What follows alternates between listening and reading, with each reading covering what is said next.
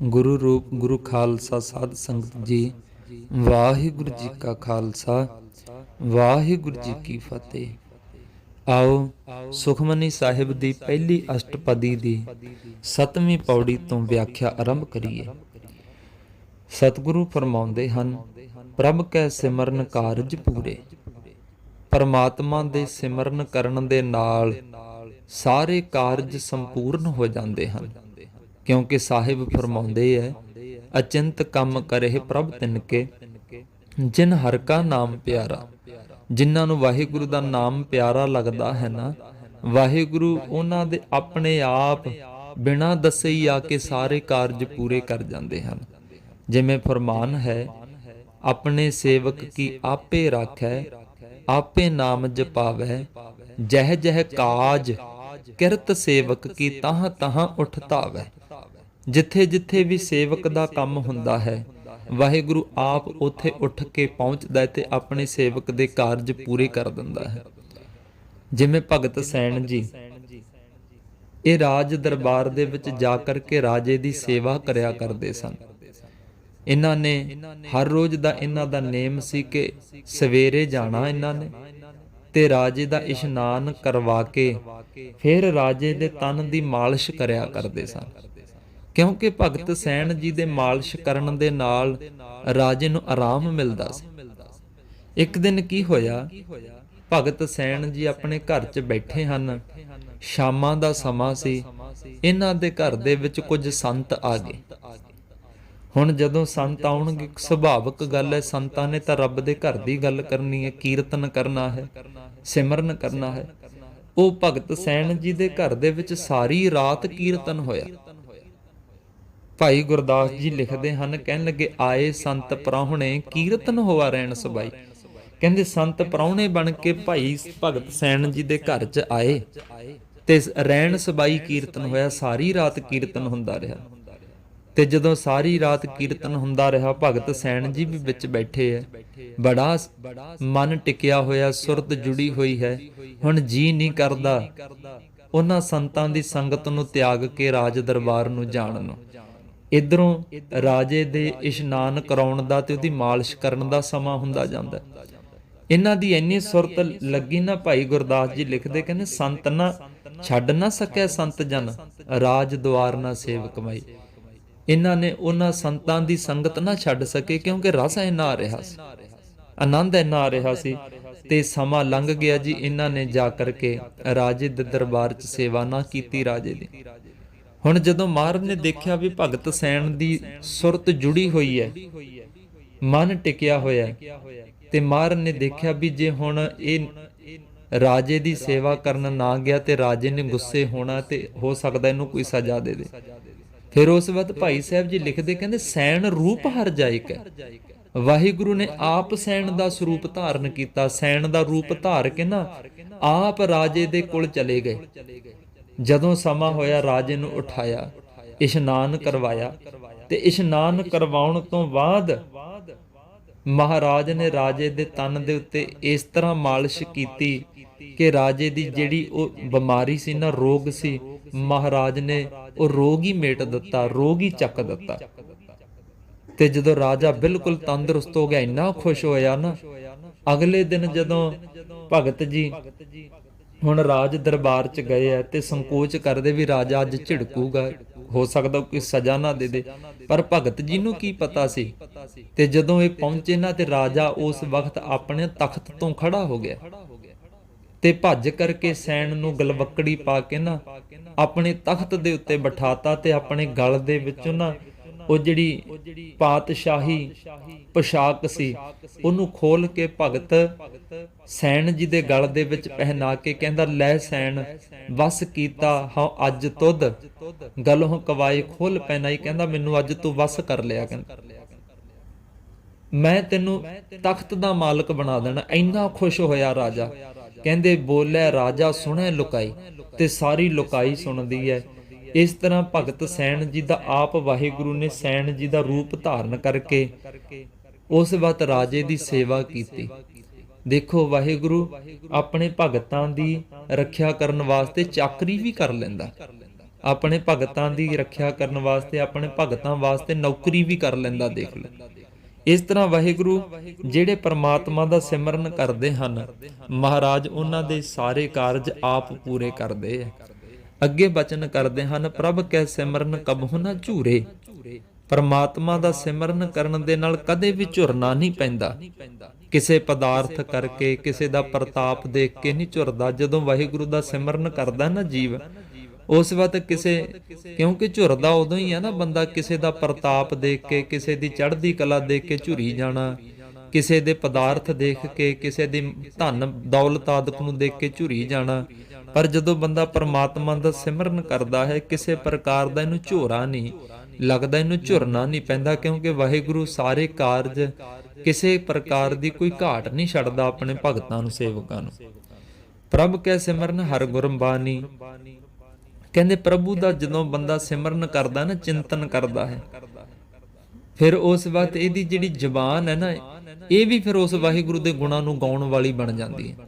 ਹਰ ਵਕਤ ਇਹਦੀ ਜ਼ਬਾਨ ਦੇ ਵਿੱਚੋਂ ਪਰਮਾਤਮਾ ਦੇ ਗੁਣੇ ਨਿਕਲਦੇ ਹਨ। ਫਿਰ ਅੱਗੇ ਮਹਾਰਾਜ ਬਚਨ ਕਰਦੇ, ਪ੍ਰਭ ਕੈ ਸਿਮਰਨ ਸਹਿਜ ਸਮਾਨੀ। ਪ੍ਰਭੂ ਦਾ ਸਿਮਰਨ ਕਰਨ ਦੇ ਨਾਲ ਸਹਿਜ ਸਮਾਨੀ, ਇਹਦੀ ਬਿਰਤੀ ਆ ਨਾ, ਸਹਿਜੇ ਹੀ ਉਸ ਵਾਹਿਗੁਰੂ ਦੇ ਸਰੂਪ ਦੇ ਵਿੱਚ ਲੀਨ ਹੋ ਜਾਂਦੀ ਹੈ। ਪ੍ਰਭ ਕੇ ਸਿਮਰਨ ਸਹਿਜ ਸਮਾਨੀ, ਜਾਂ ਪ੍ਰਭੂ ਦਾ ਸਿਮਰਨ ਕਰਨ ਦੇ ਨਾਲ ਜਦੋਂ ਆਪਾਂ ਪਰਮਾਤਮਾ ਦਾ ਸਿਮਰਨ ਕਰਦੇ ਹਾਂ ਨਾ, ਚਿੰਤਨ ਕਰਦੇ ਹਾਂ, ਉਸ ਵਕਤ ਜਿਹੜੀ ਬਿਰਤੀ ਹੈ, ਜਿਹੜੀ ਸੁਰਤ ਹੈ, ਉਹ ਸਹਿਜੇ ਹੀ ਸ਼ਬਦ ਵਿੱਚ ਲੀਨ ਹੋ ਜਾਂਦੀ ਹੈ। ਸ਼ਬਦ ਦੇ ਵਿੱਚ ਲੀਨ ਹੋ ਜਾਣੀ, ਸੁਰਤ ਟਿਕ ਜਾਣੀ, ਸੁਰਤ ਜੁੜ ਜਾਣੀ, ਸਹਿਜੇ ਹੀ ਉਸ ਸਰੂਪ ਦੇ ਵਿੱਚ ਬਿਰਤੀ ਲੈ ਹੋ ਜਾਂਦੀ ਹੈ। ਜਦੋਂ ਪਰਮਾਤਮਾ ਦਾ ਸਿਮਰਨ ਕਰਨ ਲੱਗ ਜਾਂਦਾ ਇਹ ਜੀਵ, ਸਮਾਧੀ ਲੱਗ ਜਾਂਦੀ ਹੈ। ਪ੍ਰਭ ਕੈ ਸਿਮਰਨ ਨਿਹਚਲ ਆਸਨ। ਪ੍ਰਭੂ ਦਾ ਸਿਮਰਨ ਕਰਨ ਦੇ ਨਾਲ ਇਹਦਾ ਉਸ ਸਰੂਪ ਦੇ ਵਿੱਚ ਅਚਲ ਆਸਣ ਲੱਗ ਜਾਂਦਾ ਹੈ, ਜਿਸ ਸਰੂਪ ਦੇ ਵਿੱਚ ਨਾ ਤਾਂ ਮਰ ਕੇ ਜਾਈਦਾ ਹੈ, ਨਾ ਜਨਮ ਲੈ ਕੇ ਆਈਦਾ। ਜਿਸ ਸਰੂਪ ਦੇ ਵਿੱਚ ਜਨਮ ਮਰਨ ਨਹੀਂ ਹੈ, ਉਸ ਸਰੂਪ ਦੇ ਵਿੱਚ ਇਹਦਾ ਆਸਣ ਲੱਗ ਜਾਂਦਾ ਹੈ, ਮਤਲਬ ਉਸ ਸਰੂਪ ਦੇ ਵਿੱਚ ਮਿਲ ਜਾਂਦਾ ਹੈ। ਜਿਵੇਂ ਕਬੀਰ ਜੀ ਨੇ ਕਿਹਾ ਹੈ ਨਾ, ਜਿਉਂ ਜਲ ਜਲ ਮੈਂ ਪੈਸ ਨਾ ਨਿਕਸੈ, ਤਿਉਂ ਢੁਰ ਮਿਲਿਓ ਜਲਾਹੋ। ਜਿਵੇਂ ਮਹਾਰਾਜ ਦੇ ਬਚਨ ਹੈ, ਜਿਉਂ ਜਲ ਮਹਿ ਜਲ ਆਏ ਖਟਾਨਾ, ਤਿਉਂ ਜੋਤੀ ਸੰਗ ਜੋਤ ਸਮਾਨਾ। ਇਦਾਂ ਹੀ ਉਹਨਾਂ ਦੀ ਜੋਤ ਵਾਹਿਗੁਰੂ ਦੇ ਵਿੱਚ ਸਮਾ ਜਾਂਦੀ ਹੈ, ਉਸ ਅਚਲ ਸਰੂਪ ਦੇ ਵਿੱਚ ਆਸਣ ਲੱਗ ਜਾਂਦਾ ਹੈ। ਪ੍ਰਭ ਕੈ ਸਿਮਰਨ ਕਮਲ ਬਿਗਾਸਨ। ਪ੍ਰਭੂ ਦਾ ਸਿਮਰਨ ਕਰਨ ਦੇ ਨਾਲ ਹਿਰਦਾ ਕਮਲ ਹੈ ਨਾ ਜਿਹੜਾ, ਉਹ ਖਿੜ ਜਾਂਦਾ ਹੈ। ਬੰਦੇ ਦੇ ਅੰਦਰ ਸ਼ੁਭ ਗੁਣ ਖਿੜ ਜਾਂਦੇ, ਬੰਦੇ ਦੇ ਸ਼ੁਭ ਗੁਣ ਪ੍ਰਫੁੱਲਤ ਹੋ ਜਾਂਦੇ ਹਨ। ਕਰੁਣਾ, ਮੈਤਰੀ, ਮੁਦਤਾ ਆਦਿਕ ਜਿਹੜੇ ਚੰਗੇ ਗੁਣ, ਉਹ ਪੰਖੜੀਆਂ ਖਿੜ ਆਉਂਦੀਆਂ ਨੇ। ਹਿਰਦਾ ਰੂਪੀ ਕਮਲ ਖਿੜ ਜਾਂਦਾ ਹੈ ਪਰਮਾਤਮਾ ਦਾ ਸਿਮਰਨ ਕਰਨ ਦੇ ਨਾਲ। ਪ੍ਰਭ ਕੈ ਸਿਮਰਨ ਅਨਹਦ ਝੁਨਕਾਰ। ਪਰਮਾਤਮਾ ਦਾ ਸਿਮਰਨ ਕਰਨ ਦੇ ਨਾਲ ਹੱਦ ਤੋਂ ਰਹਿਤ ਇੱਕ ਰਸ, ਜਿਹੜੇ 5 ਪ੍ਰਕਾਰ ਦੇ ਵਾਜੇ ਹਨ ਨਾ, ਜਿਹੜੇ ਜਿਵੇਂ ਸਤਾਰ ਹੋ ਗਈ, ਜਿਵੇਂ ਰਬਾਬ ਹੋ ਗਈ, ਹੋਰ ਜਿਵੇਂ ਤਬਲਾ ਹੋ ਗਿਆ, ਜੋੜੀ ਹੋ ਗਈ, ਇਹ ਜਿਹੜੇ ਵਾਜੇ ਹਨ, ਇਹਨਾਂ ਦੇ ਹੱਦ ਤੋਂ ਰਹਿਤ ਅੰਦਰ ਨਾ ਇੱਕ ਰਸ ਆਵਾਜ਼ ਹੁੰਦੀ ਹੈ। ਮਤਲਬ ਬੰਦੇ ਦੇ ਅੰਦਰ ਇਹ ਅਨਹਦ ਨਾਦ ਵੱਜਦੇ ਆ। ਜਦੋਂ ਬੰਦਾ ਸਿਮਰਨ ਕਰਦਾ ਨਾ, ਜਦੋਂ ਸਿਮਰਨ ਦੇ ਵਿੱਚ ਸੁਰਤ ਜੁੜ ਜਾਂਦੀ, ਫਿਰ ਅੰਦਰੋਂ ਇਹ ਅਨਹਦ ਵਾਜੇ ਸੁਣਨੇ ਸ਼ੁਰੂ ਹੋ ਜਾਂਦੇ ਹਨ। ਫਿਰ ਇੱਕ ਹੋਰ ਬਚਨ ਕਰਦੇ ਹਨ, ਪ੍ਰਭ ਕੈ ਸਿਮਰਨ ਅਨਹਦ ਝੁਨਕਾਰ। ਜਦੋਂ ਬੰਦਾ ਪਰਮਾਤਮਾ ਦਾ ਸਿਮਰਨ ਕਰਦਾ ਹੈ, ਪਰਮਾਤਮਾ ਦੇ ਸਿਮਰਨ ਵਿੱਚ ਸੁਰਤ ਜੁੜ ਜਾਂਦੀ ਹੈ, ਉਸ ਵਕਤ ਹੱਦ ਤੋਂ ਰਹਿਤ ਇੱਕ ਰਸ ਵਾਹਿਗੁਰੂ ਦੇ ਨਾਮ ਦੇ ਵਾਜੇ ਹੈ ਨਾ, ਜਿਹੜੇ ਵਾਹਿਗੁਰੂ ਦੇ ਨਾਮ ਦੇ ਝੁਨਕਾਰ, ਮਤਲਬ ਝਰਨਾਟੇ ਪੈਂਦੇ। ਫਿਰ ਰੋਮ ਰੋਮ ਦੇ ਵਿੱਚ ਵਾਹਿਗੁਰੂ ਦਾ ਸਿਮਰਨ ਹੋਣ ਲੱਗ ਜਾਂਦਾ। ਫਿਰ ਰੋਮ ਰੋਮ ਦੇ ਵਿੱਚ, ਜਿਵੇਂ ਸਤਿਗੁਰੂ ਦਾ ਬਚਨ ਹੈ ਨਾ, ਗੁਰਮੁਖ ਰੋਮ ਰੋਮ ਹਰਿ ਧਿਆਵੈ, ਫਿਰ ਰੋਮ ਰੋਮ ਦੇ ਵਿੱਚ ਵਾਹਿਗੁਰੂ ਦਾ ਸਿਮਰਨ ਹੋਣਾ ਸ਼ੁਰੂ ਹੋ ਜਾਂਦਾ ਹੈ।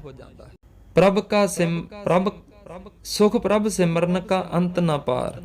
ਜਿਹੜਾ ਪ੍ਰਭੂ ਦੇ ਸਿਮਰਨ ਦਾ ਸੁਖ ਹੈ ਨਾ ਜੀ, ਉਹਦਾ ਕੋਈ ਅੰਤ ਪਾਰਾਵਾਰ ਨਹੀਂ। ਜੈਸਾ ਸੁਖ, ਜੈਸਾ ਰਸ ਪਰਮਾਤਮਾ ਦਾ ਸਿਮਰਨ ਕਰਨ ਕਰਕੇ ਪ੍ਰਾਪਤ ਹੁੰਦਾ ਹੈ ਨਾ ਜੀ, ਉਹਦਾ ਤਾਂ ਕੋਈ ਅੰਤ ਪਾਰਾਵਾਰ ਹੀ ਨਹੀਂ। ਐਸਾ ਸੁਖ ਹੈ। ਸਿਮਰਹਿ ਸੇ ਜਨ ਜਿਨ ਕਉ ਪ੍ਰਭ ਮਇਆ। ਪਰ ਮਹਾਰਾਜ ਕਹਿੰਦੇ ਸਿਮਰਨ ਉਹੀ ਕਰਦੇ ਐ ਜਿਨ੍ਹਾਂ ਦੇ ਉੱਤੇ ਪਰਮਾਤਮਾ ਦੀ ਮਿਹਰ ਹੋਵੇ, ਜਿਨ੍ਹਾਂ ਦੇ ਉੱਤੇ ਪਰਮਾਤਮਾ ਦੀ ਕਿਰਪਾ ਹੋਵੇ। ਸਿਮਰਹਿ ਸੇ ਜਨ, ਉਹੀ ਜਨ ਸਿਮਰਨ ਕਰਦੇ ਜਿਨ ਕਉ ਪ੍ਰਭ ਮਇਆ, ਜਿਨ੍ਹਾਂ ਦੇ ਉੱਤੇ ਪ੍ਰਭੂ ਦੀ ਮਿਹਰਬਾਨਗੀ ਹੈ, ਜਿਨ੍ਹਾਂ ਦੇ ਉੱਤੇ ਮਹਾਰਾਜ ਦੀ ਦਇਆ ਹੈ। ਨਾਨਕ ਤਿੰਨ ਜਨ ਸਰਨੀ ਪਿਆ। ਅਸੀਂ ਉਹਨਾਂ ਗੁਰਮੁਖਾਂ ਦੀ ਸ਼ਰਨ ਹੀ ਪੈਨੇ ਆ, ਅਸੀਂ ਤਾਂ ਉਹਨਾਂ ਦੀ ਸ਼ਰਨ ਪੈ ਗਏ ਆ ਜਿਹੜੇ ਪ੍ਰਮਾਤਮਾ ਆਪ ਜੀ ਦਾ ਸਿਮਰਨ ਕਰਦੇ ਹਨ। ਅੱਗੇ ਮਹਾਰਾਜ ਕਹਿੰਦੇ ਹਰ ਸਿਮਰਨ ਕਰ ਭਗਤ ਪ੍ਰਗਟਾਏ। ਹਰੀ ਨੇ ਆਪਣੇ ਸਿਮਰਨ ਕਰਕੇ ਜਿਹੜੇ ਭਗਤ ਨੇ ਉਹ ਸਾਰੀ ਦੁਨੀਆ ਦੇ ਉੱਤੇ ਪ੍ਰਗਟ ਕਰ ਦਿੱਤੇ ਆ। ਜਿਵੇਂ ਕਲਗੀਧਰ ਨੇ ਪੁੱਛਿਆ ਸੀ ਨਾ, ਕਹਿਣ ਲੱਗੇ ਜਦੋਂ ਕਬੀਰ ਜੀ ਹੋਏ ਆ ਕੌਣ ਰਾਜਾ ਹੋਇਆ, ਕਿਸੇ ਨੂੰ ਨਾ ਪਤਾ ਚੱਲੇ ਵੀ ਕੌਣ ਰਾਜਾ ਹੋਇਆ, ਪਰ ਕਬੀਰ ਜੀ ਦਾ ਸਾਰਿਆਂ ਨੂੰ ਪਤਾ ਸੀ। ਮਹਾਰਾਜ ਕਹਿੰਦੇ ਹਰ ਸਿਮਰਨ ਕਰ ਭਗਤ ਪ੍ਰਗਟਾਏ। ਵਾਹਿਗੁਰੂ ਨੇ ਆਪਣੇ ਸਿਮਰਨ ਦੀ ਬਰਕਤ ਦੇ ਨਾਲ ਭਗਤ ਪ੍ਰਗਟ ਕੀਤੇ ਆ ਦੁਨੀਆ ਦੇ ਉੱਤੇ। ਹਰ ਸਿਮਰਨ ਲਗ ਵੇਦ ਉਪਾਏ। ਤੇ ਬ੍ਰਹਮਾ ਨੇ ਵੀ ਪਰਮਾਤਮਾ ਦੇ ਸਿਮਰਨ ਦੇ ਵਿੱਚ ਲੱਗ ਕੇ ਜੁੜ ਕੇ ਹੀ ਵੇਦਾਂ ਦੀ ਧੁਨੀ ਨੂੰ ਪੈਦਾ ਕੀਤਾ ਹੈ। ਹੋਰ ਵੀ ਜਿੰਨੇ ਸਾਧੂ ਮਹਾਤਮਾ ਰਿਸ਼ੀ ਮੁਨੀ ਹੈ, ਉਹਨਾਂ ਨੇ ਨਾਮ ਸਿਮਰਨ ਦੇ ਵਿੱਚ ਲੱਗ ਕੇ ਹੀ ਵੇਦਾਂ ਨੂੰ ਉਤਪਤ ਕੀਤਾ ਹੈ। ਹਰ ਸਿਮਰਨ ਭਏ ਸਿੱਧ ਜਤੀ ਦਾਤੇ। ਹਰੀ ਦਾ ਸਿਮਰਨ ਕਰਨੇ ਕਰਕੇ ਬਹੁਤ ਵੱਡੇ ਵੱਡੇ ਜਤੀ ਹੋਏ ਹੈ। ਹਰ ਸਿਮਰਨ ਭਏ ਸਿੱਧ, ਜਿਹੜੇ ਵਾਹਿਗੁਰੂ ਦਾ ਸਿਮਰਨ ਕਰਦੇ, ਹਰੀ ਦਾ ਸਿਮਰਨ ਕਰਨੇ ਕਰਕੇ ਪੁਰਸ਼ ਸਿੱਧ ਬਣ ਗਏ। ਵੱਡੇ ਵੱਡੇ ਸਿੱਧ ਜਿਵੇਂ ਗੋਰਖਨਾਥ, ਚਰਪਟਨਾਥ, ਜਿਨ੍ਹਾਂ ਨੂੰ ਸਿੱਧ ਗੋਸ਼ਟ ਦੇ ਵਿੱਚ ਮਹਾਰਾਜ ਜੀ ਨੇ ਲਿਖਿਆ, ਜਿਨ੍ਹਾਂ ਦੇ ਨਾਮ ਗੋਪੀ ਚੰਦ ਆਦਿਕ ਹੋ ਗਏ, ਸਾਰੇ ਭਰਥਰੀਨਾਥ ਆਦਿਕ ਹੋ ਗਏ। ਇਹ ਸਾਰੇ ਸਿੱਧ ਨਾਮ ਦੀ ਬਰਕਤ ਦੇ ਨਾਲ ਸ਼ਕਤੀਆਂ ਵਾਲੇ ਬਣੇ। ਹਰ ਸਿਮਰਨ ਭਏ ਸਿੱਧ ਜਤੀ ਦਾਤੇ। ਹਰੀ ਦਾ ਸਿਮਰਨ ਕਰਨੇ ਕਰਕੇ ਆਮ ਪੁਰਸ਼ ਸੀ ਜਿਹੜੇ ਸਿੱਧ ਬਣ ਗਏ, ਜਤੀ ਬਣ ਗਏ ਤੇ ਦਾਨੀ ਬਣ ਗਏ, ਦਾਤੇ ਬਣ ਗਏ। ਹਰ ਸਿਮਰਨ ਨੀਚ ਚਾਹੋ ਕੁੰਟ ਜਾਤੇ। ਹਰੀ ਦਾ ਸਿਮਰਨ ਕਰਨੇ ਕਰਕੇ ਜਿਹੜੇ ਨੀਵੀਂ ਜਾਤ ਦੇ ਲੋਕ ਸੀ ਨਾ, ਬਾਲਮੀਕ ਆਦਿਕ, ਭਗਤ ਰਵਿਦਾਸ ਜੀ ਆਦਿਕ, ਇਹ ਦੇਖ ਲੋ ਪਰਮਾਤਮਾ ਦਾ ਸਿਮਰਨ ਕਰਨ ਕਰਕੇ ਇਹ ਚੌਹਾਂ ਕੁੰਟਾਂ ਦੇ ਮਤਲਬ ਉੱਤਰ, ਦੱਖਣ, ਪੂਰਬ, ਪੱਛਮ ਸਾਰੇ ਪਾਸੇ ਇਹਨਾਂ ਦਾ ਜਸ ਫੈਲ ਗਿਆ। ਭਾਈ ਸਾਹਿਬ ਜੀ ਲਿਖਦੇ ਆ, ਭਗਤ ਭਗਤ ਜਗ ਵੱਜਿਆ, ਚੌਹ ਚੱਕਾਂ ਦੇ ਵਿੱਚ ਚਮਰੇਟਾ। ਕਹਿੰਦੇ ਪਰਮਾਤਮਾ ਦਾ ਸਿਮਰਨ ਕਰਨੇ ਕਰਕੇ ਦੇਖ ਲੋ, ਭਗਤ ਰਵਿਦਾਸ ਭਾਵਾਂ ਜਾਤ ਕਰਕੇ ਚਮਾਰ ਸੀ, ਪਰ ਦੁਨੀਆ ਦੇ ਵਿੱਚ ਉਹਦਾ ਜਸ ਹੋ ਗਿਆ। ਭਗਤ ਭਗਤ ਕਰਕੇ ਉਸ ਨੂੰ ਦੁਨੀਆ ਕਹਿਣ ਲੱਗ ਪਈ। ਅੱਗੇ ਮਹਾਰਾਜ ਕਹਿੰਦੇ ਹਨ ਹਰ ਸਿਮਰਨ ਧਾਰੀ ਸਭ ਧਰਨਾ। ਹਰੀ ਦੇ ਸਿਮਰਨ ਨੇ ਹੀ, ਵਾਹਿਗੁਰੂ ਦੇ ਸਿਮਰਨ ਨੇ ਹੀ ਸਾਰੀ ਧਰਤੀ ਨੂੰ ਆਪਣੇ ਆਸਰੇ ਧਾਰਨ ਕਰਕੇ ਰੱਖਿਆ ਹੋਇਆ ਹੈ। ਸਿਮਰ ਸਿਮਰ ਹਰ ਕਾਰਨ ਕਰਨਾ। ਕਹਿੰਦੇ ਭਾਈ, ਹੇ ਭਾਈ ਮਨ ਬਾਣੀ ਕਰਕੇ ਸਿਮਰ। ਵਾਹਿਗੁਰੂ ਦਾ ਨਾਮ ਜਪ ਕਿਸ ਦਾ? ਜਿਹੜਾ ਸਾਰਿਆਂ ਕਾਰਨਾਂ ਨੂੰ ਕਰਨ ਵਾਲਾ ਹੈ, ਕਰਨ ਕਾਰਨ ਸਮਰੱਥ ਹੈ ਜੋ। ਹਰ ਸਿਮਰਨ ਕੀਓ ਸਗਲ ਅਕਾਰਾ।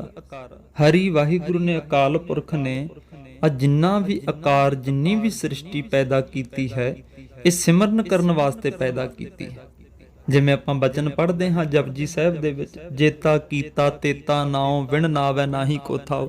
ਜਿੰਨਾ ਸੰਸਾਰ, ਜਿੰਨਾ ਆਕਾਰ ਪੈਦਾ ਕੀਤਾ ਹੈ, ਉਹ ਸਾਰਾ ਨਾਮ ਜਪਣ ਵਾਸਤੇ ਪੈਦਾ ਕੀਤਾ ਹੈ। ਤੇ ਜਿਹੜੇ ਨਾਮ ਨਹੀਂ ਜਪਦੇ ਨਾ, ਉਹਨਾਂ ਨੂੰ ਕੋਈ ਥਾਂ ਨਹੀਂ ਮਿਲਦੀ ਹੈਗੀ, ਉਹਨਾਂ ਦਾ ਕੋਈ ਥਾਂ ਨਹੀਂ ਹੈਗਾ। ਸਿਰਫ ਨਾਮ ਜਪਣ ਵਾਲਿਆਂ ਵਾਸਤੇ ਆ ਸਾਰਾ ਜਗਤ ਪੈਦਾ ਕੀਤਾ ਵਾਹਿਗੁਰੂ ਨੇ, ਥਾਂ ਬਣਾਇਆ। ਦੂਜਾ ਬਚਨ ਮਹਾਰਾਜ ਕਰਦੇ ਹਨ, ਹਰ ਸਿਮਰਨ ਮੈਂ ਆਪ ਨਿਰੰਕਾਰਾ। ਹਰੀ ਆਪਣੇ ਸਿਮਰਨ ਦੇ ਵਿੱਚੋਂ ਨਿਰੰਕਾਰ ਹੈ, ਜਿਹੜਾ ਆਪ ਵਸਦਾ ਹੈ। ਜਿਵੇਂ ਮਹਾਰਾਜ ਦੇ ਬਚਨ ਹਨ, ਨਾਮੈ ਅੰਦਰ ਹਉ ਵਸਾਂ, ਨਾਮ ਵਸੈ ਮਨ ਆਏ। ਨਾਮ ਦੇ ਅੰਦਰ ਨਿਰੰਕਾਰ ਵਾਹਿਗੁਰੂ ਖੁਦ ਵਸਦਾ। ਨਾਮ ਤੇ ਨਾਮੀ ਦੇ ਵਿੱਚ ਫਰਕ ਨਹੀਂ ਕੋਈ। ਹਰ ਸਿਮਰਨ ਮੈਂ ਆਪ ਨਿਰੰਕਾਰਾ। ਹਰੀ ਆਪਣੇ ਸਿਮਰਨ ਦੇ ਵਿੱਚ ਆਪ, ਆਪਣੇ ਸ਼ਬਦ ਦੇ ਵਿੱਚ ਆਪ ਵਸਦਾ ਹੈ। ਹਰ ਸਿਮਰਨ ਮੈਂ ਆਪ ਨਿਰੰਕਾਰਾ। ਜਿੱਥੇ ਹਿਰਦੇ ਦੇ ਵਿੱਚ ਹਰੀ ਦਾ ਸਿਮਰਨ ਹੁੰਦਾ, ਉੱਥੇ ਆਪ ਨਿਰੰਕਾਰ ਵਾਹਿਗੁਰੂ ਸਖਿਆਤ ਹੋ ਜਾਂਦਾ, ਪ੍ਰਗਟ ਹੋ ਜਾਂਦਾ ਹੈ। ਕਰ ਕਿਰਪਾ ਜਿਸ ਆਪ ਬੁਝਾਇਆ। ਜਿਹਦੇ ਉੱਤੇ ਮਹਾਰਾਜ ਨੇ ਕਿਰਪਾ ਕਰਕੇ ਆਪ ਜੀ ਨੂੰ ਸਮਝਾਇਆ, ਬੁਝਾਇਆ ਹੈ, ਜਿਹਨੂੰ ਸੋਝੀ ਦਿੱਤੀ ਹੈ, ਗਿਆਨ ਬਖਸ਼ਿਆ ਹੈ। ਨਾਨਕ ਗੁਰਮੁਖ ਹਰ ਸਿਮਰਨ ਤਿਨ ਪਾਇਆ। ਉਹਨਾਂ ਗੁਰਮੁਖਾਂ ਨੇ ਹਰੀ ਦਾ ਸਿਮਰਨ ਕਰਕੇ ਹਰੀ ਨੂੰ ਪਾ ਲਿਆ ਹੈ, ਉਹਨਾਂ ਨੇ ਵਾਹਿਗੁਰੂ ਨੂੰ ਪ੍ਰਾਪਤ ਕਰ ਲਿਆ ਹੈ। ਕਰ ਕਿਰਪਾ ਜਿਸ ਆਪ ਬੁਝਾਇਆ, ਜਿਸ ਦੇ ਉੱਤੇ ਕਿਰਪਾ ਕਰਕੇ ਮਹਾਰਾਜ ਨੇ ਆਪਣੇ ਸਰੂਪ ਨੂੰ ਬੁਝਾਤਾ ਹੈ, ਉਹਨਾਂ ਨੇ ਹਰੀ ਦਾ ਸਿਮਰਨ ਕਰਕੇ ਹਰੀ ਨੂੰ ਪਾ ਲਿਆ ਹੈ। ਹੋਈਆਂ ਬੇਅੰਤ ਗਲਤੀਆਂ ਦੀ ਮਾਫੀ ਬਖਸ਼ਣੀ ਜੀ। ਫਤਿਹ ਗਜਾਓ। ਵਾਹਿਗੁਰੂ ਜੀ ਕਾ ਖਾਲਸਾ, ਵਾਹਿਗੁਰੂ ਜੀ ਕੀ ਫਤਿਹ।